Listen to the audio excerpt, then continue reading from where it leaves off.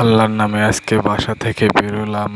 বেরোনোর পরে মুরুলি যাওয়ার পরে রাস্তার কাজ করার কারণে এত পরিমাণ যানজট লেগে আছে যে যাওয়ার কোনো পরিবেশ নেই। ওখানে মনে করেন 2-2.5 ঘন্টা থাকার কারণে রাজারহাট পিকনিক কর্নার পর্যন্ত এসেছি। আপনাদের মাঝে ভিডিওটি তুলে ধরতে পারলাম না জামের।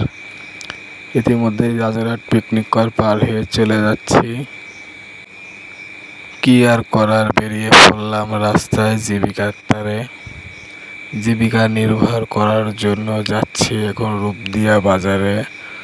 রূপদিয়া বাজার থেকে ফিরবো কিছুক্ষণের পর।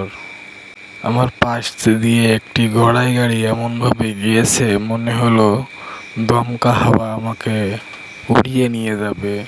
আসলে খুলনা, যশোর, ঝিনাইদহ, কুষ্টিয়া এই কয়টি জেলা ভিত্তি করে এই গড়াই রূপসা গাড়িগুলো চলে। এরা অসংখ্য বেপরোয়া গাড়ি চালায়।